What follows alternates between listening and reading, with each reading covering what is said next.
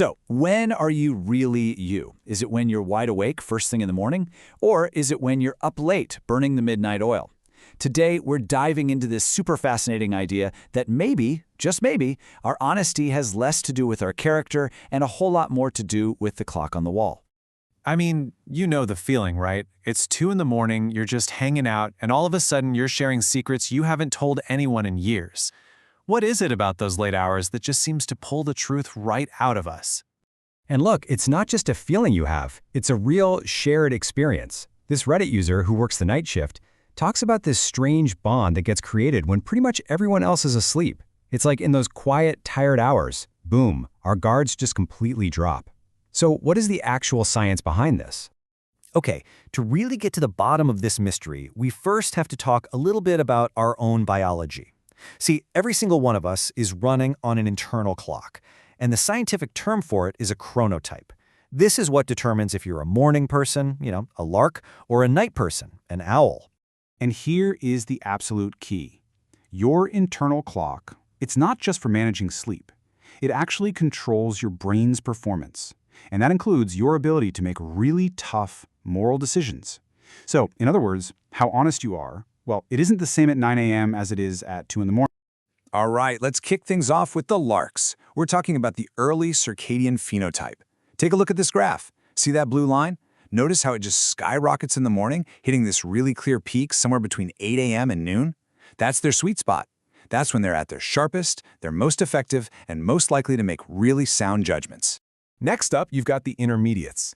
Now, their pattern is kind of similar to the larks, right? They've also got that peak in the late morning.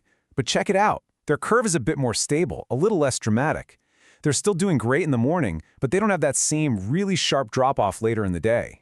And okay, this is where it gets really, really interesting. Take a look at the owls, or the late circadian phenotype. Their rhythm is completely different. I mean, yeah, they have a small peak around midday, but look at that. There's a second huge peak late at night, between 10 p.m. and 2 a.m. That is their prime time. That's when they're doing their clearest thinking. So just to put this all together nice and neat, this table breaks it down. Larks and intermediates, they pretty much own the morning. That's when they're at their best. But the owls, they have this totally unique late-night window where their brains are just firing on all cylinders. All right, so we all have our peak hours. But what happens when we're trying to function outside of them? What happens when a lark is up at midnight or an owl is trying to get things done at 7 a.m.? Well, that's when we get to the science of what you might call tired honesty. I mean, just think about it for a second. Lying, it's hard work. For your brain, it's exhausting. You have to push down the truth, invent a whole new story, and then you have to remember to stick to it. When you're tired, your brain is just like, nope, I don't have the energy for all that. The path of least resistance, it's just telling the truth. And this isn't just a hunch. Science totally backs this up. A study in the journal Sleep found that being sleep-deprived doesn't just make you feel drowsy. It actually changes how your brain works. It kind of damages the highway between your emotional centers and your logical centers. For a really stark example, researchers at the Walter Reed Army Institute found that after just over 2 full days without sleep, people really struggled. I mean, they took way longer to make moral choices, and the choices they ended up making were often completely different than the ones they'd make when they were fully rested. Their fundamental judgment was just altered. Okay, so our guard is down, our brains are too tired to lie, so the truth comes out. But that doesn't really explain why we share it with someone, right? Why do we feel this need to confess? Well, that brings us to the third big piece of this puzzle, the art of self-disclosure. So let's just define that term. Self-disclosure is basically just the process of revealing your inner world to somebody else. It's not just about facts and figures.